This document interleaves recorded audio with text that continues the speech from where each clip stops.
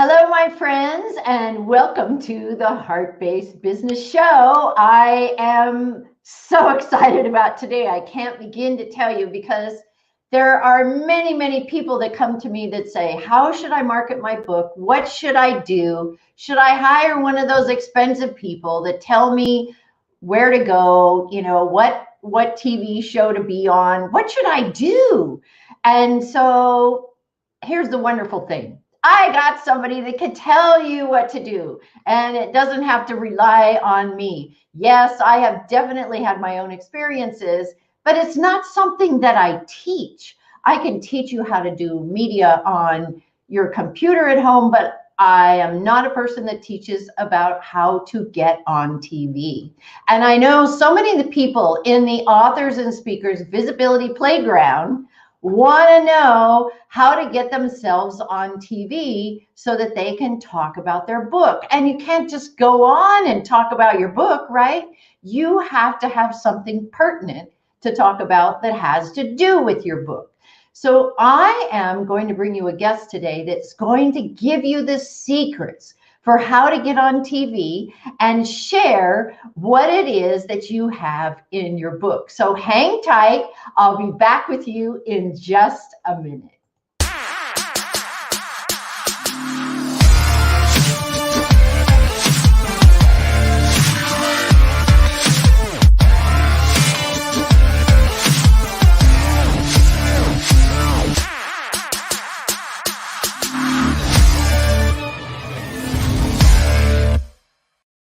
And welcome back. As I said, this is going to be an exciting show because I don't often get to bring a person on that really knows the ins and outs of getting on TV, which is so important when you want to market yourself. And I was just putting a webinar together about that, about people who write these fabulous books, or they have something wonderful to talk about and they have no idea how to get that all set up, or how to market themselves, or how to sell the books on TV. And then you know how hard it is. There's so much going on out there, so much noise that we don't know how to get in the crack, how to worm our way in, I think some say. My guest today is extremely special. She is the CEO of Rising Star Publicity, and she's guided hundreds of experts to become recognized authorities in the media that, that matter most to their message. And that's the thing. You have to find a place to go that matters most to your message, or it just lays flat and it's a waste of money.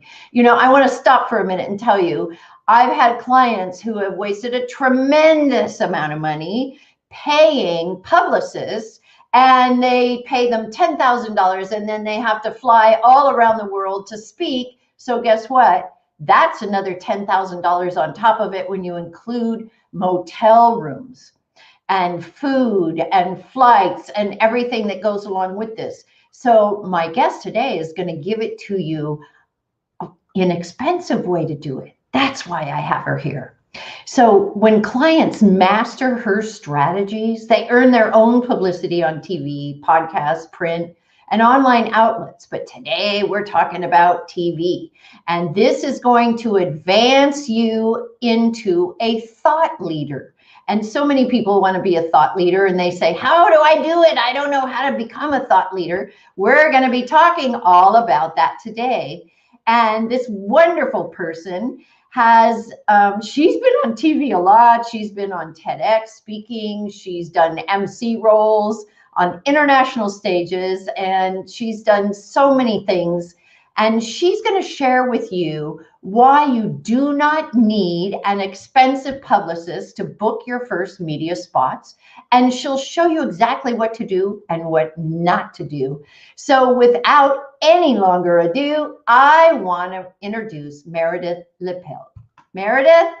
Hello, how are you? Thank you so much. What a great introduction. How exciting to be here with you, Dr. Shirlene Reeves, here in the Authors and Speakers Visibility Playground. Thank you so much. Oh, and you are welcome. I'm sure there's a lot of people that are excited about hearing what you have to say, because you kind of know you know the back end secrets that are so hard to find out. So I'm going to ask you one of my most important questions, and I was talking to Meredith about this before the show, is, with all the political la and garbage, I don't know how to get in there. I don't know how to find a way in, and maybe you can help me figure out how to do that.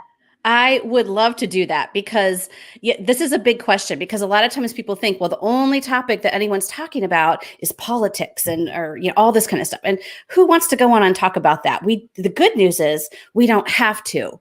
And I'm going to talk to you about 5 different hooks or angles or stories that you and the authors and speakers can start to think about how this relates to you, because these are the ways that you can be an expert on television, and you don't have to go in and talk about something that you don't want to. So it's about aligning your message with things that make the producer say, oh my gosh, that would be exciting. That would be exciting. Okay, well, go. So the first thing I want to talk about are holidays. Okay. And we all know the general holidays, that come up, if you're in corporate America, you get those days off. But the thing is, there are literally thousands of holidays. Some people call them awareness days that are out there. And those are great things that we can hook onto. We can hook our message onto these things. And then that's a great way to get on television because it's very timely, right? So holidays or awareness days. So for example, just last month, I had a client that I had booked on television. She goes on once a month. She's been on at least once a month for the past 10 years. So every month for the past 10 years, we have to come up with a new hook for her to talk about. So you can imagine, I go back to these same things every single time. So for example, she was booked on a day and I looked it up and I said, you know what? It's National Old Stuff Day. Now, she is an esthetician and she owns spas, and they go in and they make people beautiful. So I was like, National Old Stuff Day. What could we do? I know. You know what? How can you tell if your makeup or your cleansers or all that are too old to use anymore?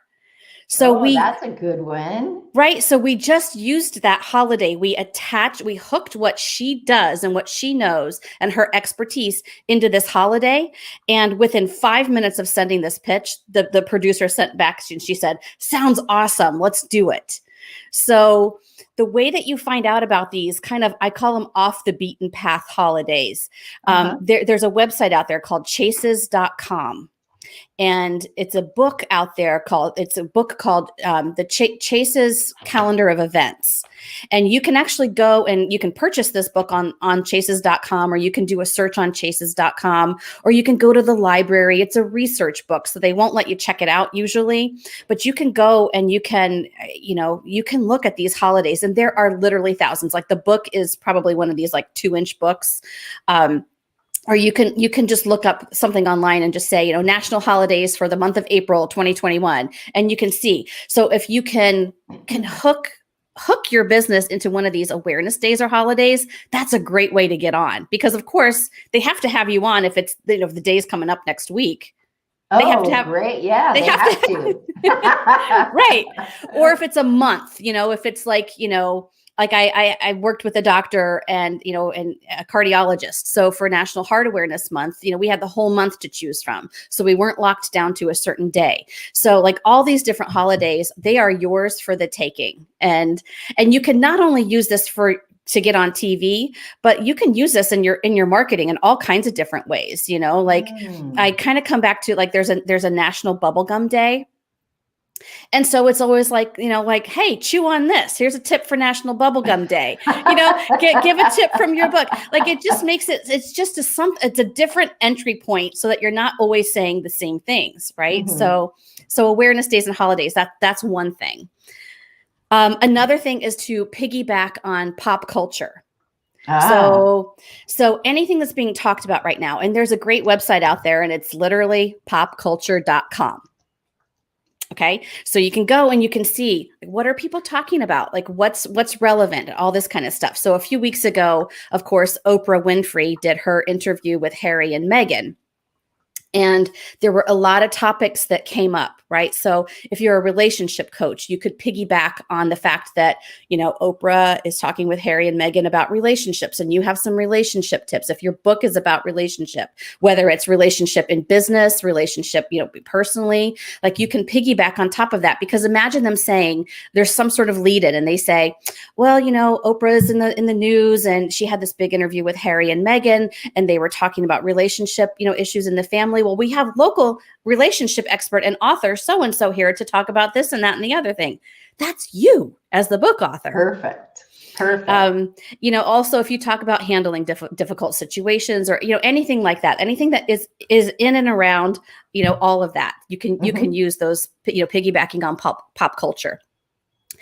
Also related to that would be celebrities. People love to talk about celebrities, right? Whether we like it or not, people like to talk about celebrities. Yeah, they've been kind of quiet lately. Yeah. Well, exactly. And let me give you an example of this. So a few years ago, I was working with a counselor, and one of her topics that she is a speaker about, she goes out and talks about imposter syndrome. So that's one of her best known topics. Well, right at that time, Viola Davis had just won an Oscar at that point. And then she went out the next day saying, I have imposter syndrome. And it was like, whoa, like she's amazing. And she has imposter syndrome. She just won an Oscar over the weekend. That gave us an opening to say, hey, even Oscar winner Viola Davis, who just won an Oscar 2 days ago, suffers from this. Local expert and, an author can come in and talk about this. So when you see celebrities in the news and you hear them in the news, you can think about, is there a way to tie what they're talking about or why they're in the news with your expertise or with your book? So holidays, piggybacking on pop culture, celebrities. Okay, practical advice. If your book is about practical advice or you speak about practical tips, sometimes that's all it takes to get on. So I once booked a client to talk about how to wash your face. Oh my gosh. Talk about practical advice. Right. And and she had written a book about, beauty and all this kind of stuff. And she went on and she talked and she had actionable tips and she had a way to demonstrate how to do it. Right. So you don't use a dirty washcloth. She had props and things like that, because that's a tip for television. You need to have props and, well, you don't need to. It's very helpful to have props and things like that for television. Yeah. So we had the whole segment, worked out. Practical advice. My husband, who's a realtor, he once went on TV and he was showing how to kind of update your house for spring. So he had a screen that you would put in your window and showed a gash in it. He showed how to take it out, how to put it in. That's practical advice. Stuff like that can get you on television. So think about your book. Think about what you speak about. If you have practical tips like that, sometimes that's enough. That's what they want in 3 to 5 minutes. How can you entertain and inform our audience? The last thing I want to talk to you about in terms of hooks are fun facts and statistics. Okay, so this can sound kind of boring, right? Like numbers, like Snorefest. But here's a great way to do this.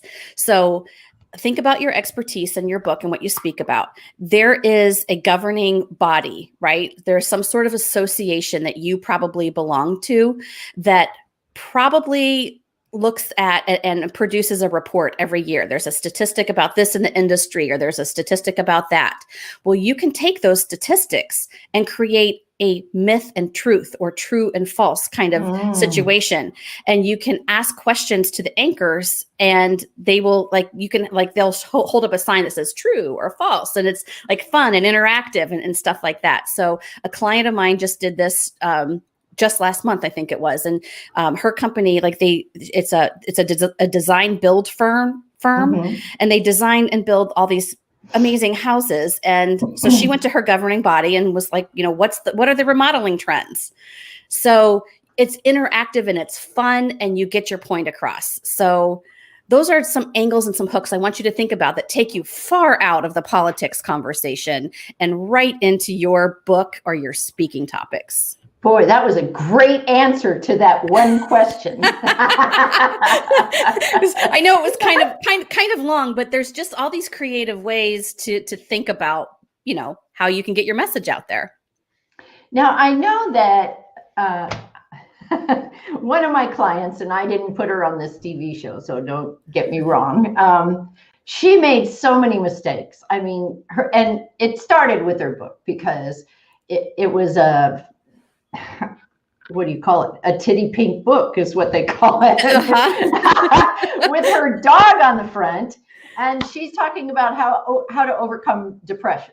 So she paid all this money for this publicist, and she wore a bright red dress. It was written for women, and men are attracted by red, not women. And so they told her, oh yeah, that's fine. And so the whole thing was a flop, a total flop. And she didn't sell any books, but she got on TV. So what are the mistakes that people make when they are trying to get on TV? Oh gosh. I mean, one of the mistakes is not giving a segment idea, like a hook, like what I just said. If you were to say, hey, I just wrote this book and it's called this, and it has this many chapters, and here's the ISBN number, you are not going to get booked on TV because you got to give them some meat. You got to give them something they can really like sink their teeth into, and they can say, this could be visual. There could be something demonstrated here. There's a real takeaways for our audience, things like that. So I would say, like, you really have to give them much more than, hey, I just wrote a book. So one of those themes that you were talking about, that's one of the major mistakes. Yeah. And Okay.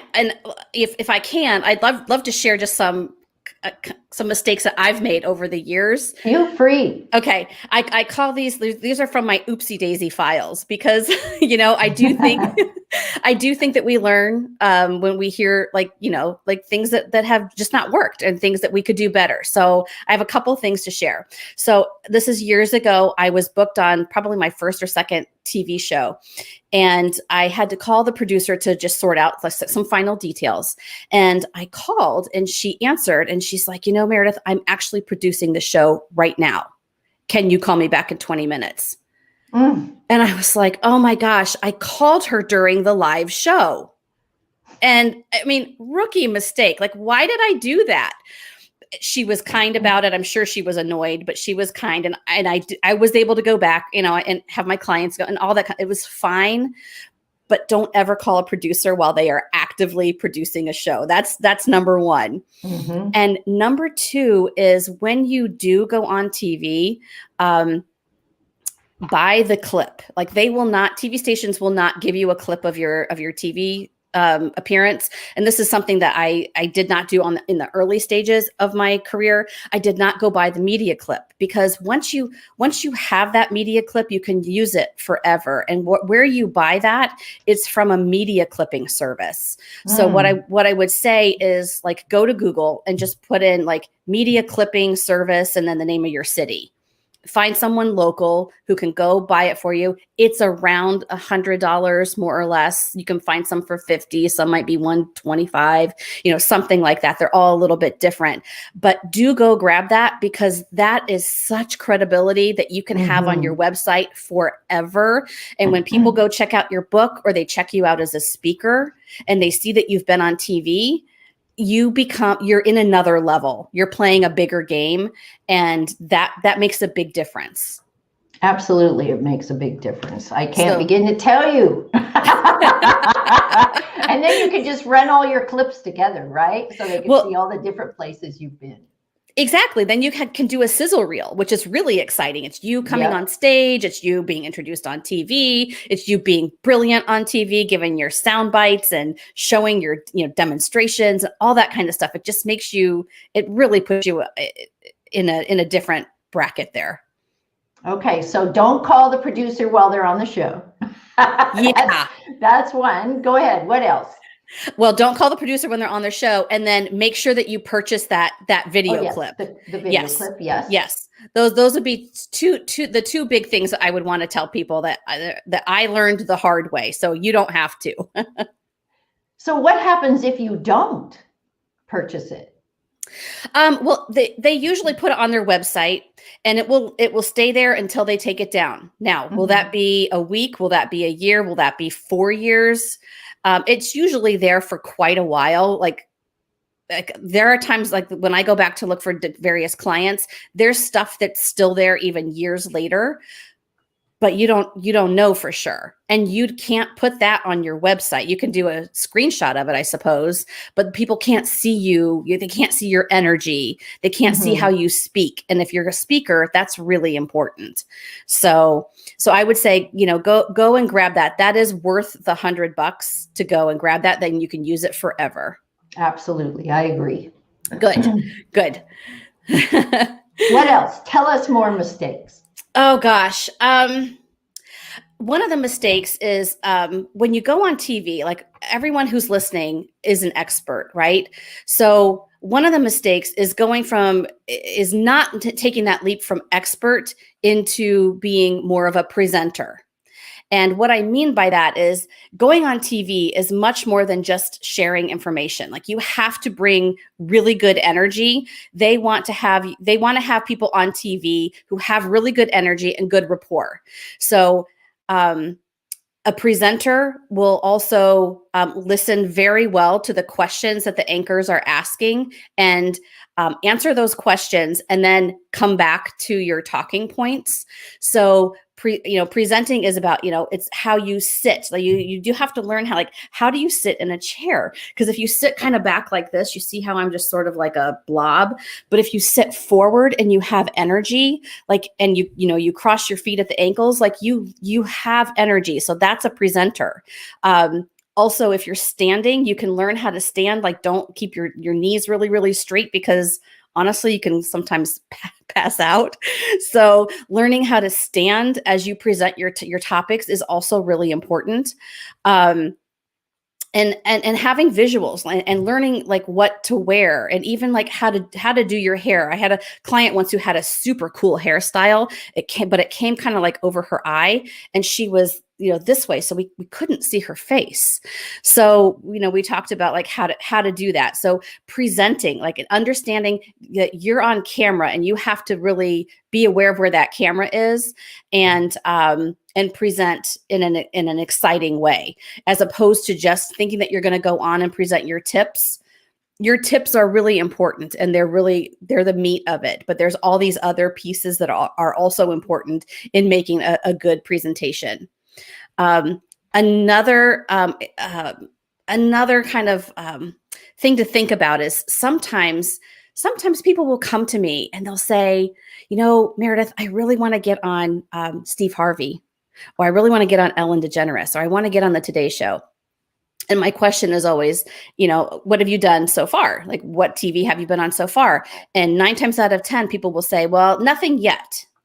And so I definitely, what I say to them is, let's keep that vision. Let's put that on your vision board or however you like to do that. But understand the steps to getting on those shows is going on your local TV stations, because you have to work out your talking points. You have to work out really all the stuff that I was saying about your energy, what you're wearing, how you present, things like that are really important. There's no producer from a national show that I have ever spoken to or heard interviewed that hasn't said, we want to see what you've done locally. Mm-hmm. So the path to getting on those shows is to go to your local market, or go to like a neighboring local market, something like that. So thinking that you want just to go straight into like a big national show, you're probably not ready for that. And it's probably not your best first step. Okay. I have a question from Nancy Jutton here. She says, what about clients who feel that they have a face for radio? Do they have a place on TV? Okay. Yes. So having a face for radio means obviously like you don't feel like you're looking good enough for television. So maybe TV isn't your thing. But I mean, I don't know. The thing is, you don't have to look any certain way to get on television. That's number one. And number two is right now, especially with COVID, we have the benefit of doing TV shows from our house or from our home office, right? Yes. This is how it happens right now. Like, we're not going into the TV station. And I think, honestly, that is going to stick around for quite a while. It will, they will have in studio guests again, for sure. But some of this stuff is going to continue. So you can just have your setup there in your own home, and you can feel comfortable. Learn how to do your hair, learn how to do your makeup. Learn how to like do a Facebook Live a few times and see how you are on camera. Learn some of those lessons so that you don't feel like you necessarily have a face for radio, and that you can build that confidence muscle, so that maybe that you have to like kind of like work out there in your courage zone as opposed to just, staying in your comfort zone. I have another question here. What should we do with our home office setup to present best on TV? Oh, these are great questions. So here's what I say, like, we have such an opportunity right now because we are at home. So you can have behind you, like I see right now, right behind you, you've got your books right there. Right. So we don't really necessarily have that opportunity unless we take our books in to a TV station. Some people have, what are they called? Like those screens that you can put behind you. The step and repeat, or the green screen. Yes. So those are good. Those are great. And you can have your branding on that. And I've had clients who do that. And it's a beautiful thing, because most of the time when you go on lifestyle TV, you don't have the opportunity to showcase your space. That's right. So this is like, take advantage of it while you can. Show your products in the front of you, or have your branding behind you, have your books in front of you or to the side, or something like that. When I was a host on WMAX TV, I had my own studio TV. And it was in San Diego, and the whole thing was all set up for what it was that I did. It was really cool. So, and then people came on my set, and it was all set up for me. It's awesome. But there was no way, unless they brought their book so that they could show it, that they had any backdrop for them specifically. Or sometimes they brought a big those roll-ups that go up, and then are those allowed on TV too, on regular national television? Like you mean like if you are on there from your home? No, if you went. He actually brought his. It depends on the TV station. And here's what I would say. You can ask in advance, or just bring it with you and then have it there and say, hey, is there a space for this? And they'll tell you yes or no, but it's always going to be no unless you ask. So I am a big fan of learning how to ask and using that ask muscle as much as possible. Well, this has really been wonderful, wonderful, wonderful. And I know you have great tips on what to wear on TV, and you have really, really great programs that you offer people. Tell us a little bit about that. Yeah, I have a couple ways that I work with people, and I just walk them through all this. So not only for TV, but for print, for online, for podcasting, like all this kind of stuff. So every different media outlet needs a different kind of pitch. And so, right. So I walk people through this. You can't just send information about your book. You can't just send this information that you're a speaker. You have to be very intentional about how you do that. So I work with people privately, one-on-one, in VIP days where we just knock some things out, or I do like a 90-day program. I also am creating an online course, and that's coming later in 2021. And so lots of different ways that I could help. And then you have a quiz, you were saying. Tell us a little bit about your quiz. The quiz is really fun. It's very, very simple, and it will help you to figure out where you are on your journey of being ready for the media. And then at the very end, I give you some actionable tips and a couple things to do so that you can start on your journey of getting your first or next media spot. Yay! Exactly. I would guess they could use a lot of that right now. They need help, because this politics stuff is so boring. I mean, it just never ends. Well, exactly. We need experts out there sharing their expertise and their genius, because that's the stuff that we need right now. Yes. More fun, some fun things, right? Yes. All right. So Meredith, thank you so much for joining me today. I really, really appreciate it. And I think that you gave us so much fabulous information. It's just amazing. Well, thank you for the opportunity. Oh, you are certainly welcome. And thank you everybody for joining me today. I hope you learned a lot about what you can do to get on TV. Meredith gave you such great ideas, and I'm going to go back and listen and write them all down. I hope you do too, because this is going to help drive you to the forefront so you can become a thought leader. So thank you for joining me today, and I will see you next week on Wednesday yet again. Bye-bye, everyone.